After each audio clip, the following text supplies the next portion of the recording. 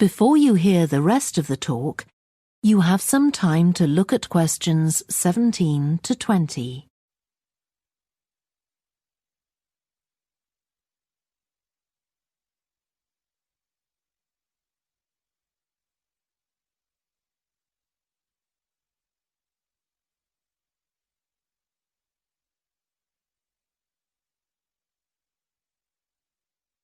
Now listen and answer questions 17 to 20.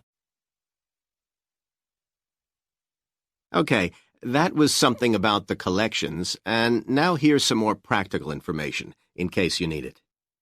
Most of the museum facilities are downstairs in the basement, so you go down the stairs here. When you reach the bottom of the stairs, you'll find yourself in a sitting area with comfortable chairs and sofas where you can have a rest before continuing your exploration of the museum. We have a very good restaurant which serves excellent food all day in a relaxing atmosphere. To reach it, when you get to the bottom of the stairs, go straight ahead to the far side of the sitting area, then turn right into the corridor. You'll see the door of the restaurant facing you. If you just want a snack or if you'd like to eat somewhere with facilities for children, we also have a cafe. When you reach the bottom of the stairs, you'll need to go straight ahead, turn right into the corridor, and the cafe is immediately on the right. And talking about children, there are baby-changing facilities downstairs. Cross the sitting area, continue straight ahead along the corridor on the left, and you and your baby will find the facilities on the left-hand side. The cloakroom, where you should leave coats, umbrellas, and any large bags, is on the left-hand side of the sitting area. It's through the last door before you come to the corridor. There are toilets on every floor, but in the basement, they're the first rooms on the left when you get down there. Okay, now if you've got anything to leave in the cloakroom, please do that now, and then we'll start our tour. That is the end of section 2. You now have half a minute to check your answers.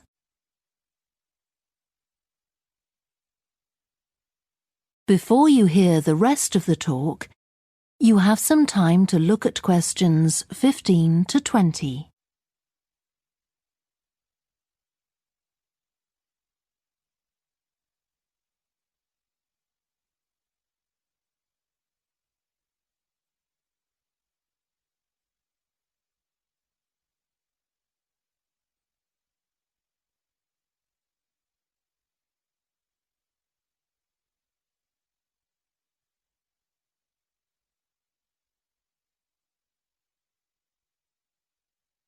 Now listen and answer questions 15 to 20. Now let me give you some idea of the layout of the farm. The building where you bought your tickets is the new barn immediately to your right. And we're now at the beginning of the main path to the farmland. And of course, the car park is on your left. The scarecrow you can see in the car park in the corner beside the main path is a traditional figure for keeping the birds away from crops.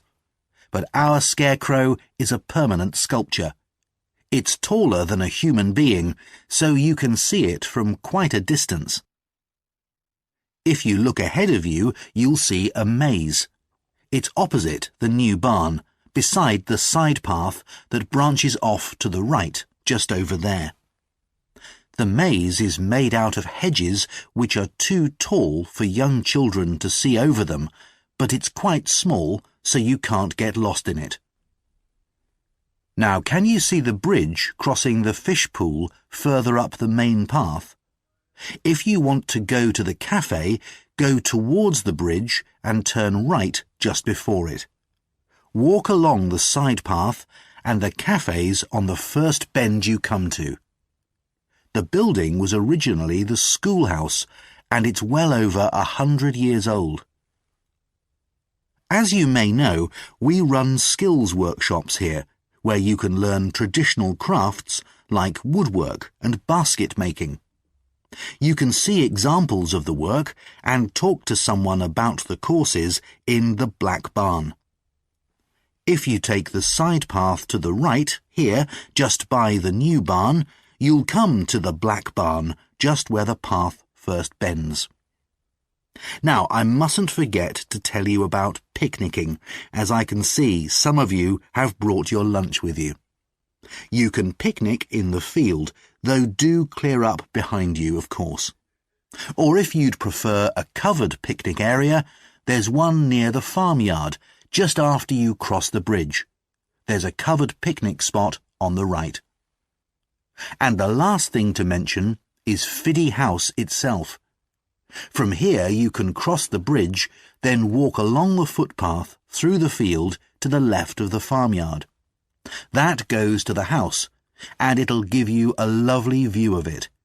It's certainly worth a few photographs, but as it's a private home, I'm afraid you can't go inside. Right, well, if you're all ready, we'll set off on our tour of the farm. That is the end of section 2. You now have half a minute to check your answers. Before you hear the rest of the talk, you have some time to look at questions 17 to 20.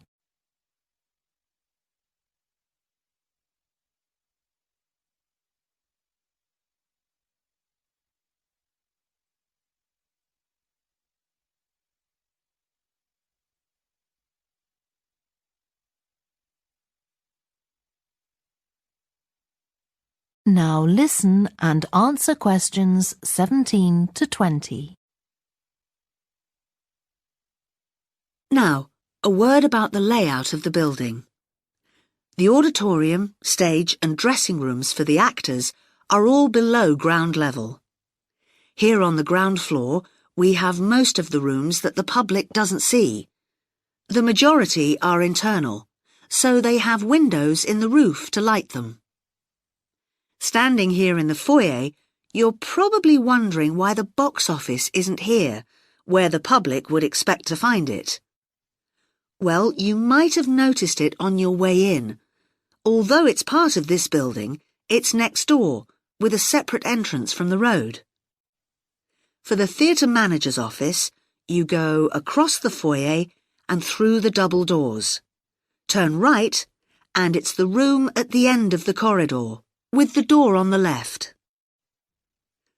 The lighting box is where the computerized stage lighting is operated, and it's at the back of the building. When you're through the double doors, turn left, turn right at the water cooler, and right again at the end. It's the second room along that corridor. The lighting box has a window into the auditorium, which of course is below us. The artistic director's office is through the double doors, turn right, and it's the first room you come to on the right-hand side. And finally, for the moment, the room where I'll take you next, the relaxation room. So, if you'd like to come with me. That is the end of section 2. You now have half a minute to check your answers. Before you hear the rest of the conversation, you have some time to look at questions 25 to 30. Pause the recording for 30 seconds.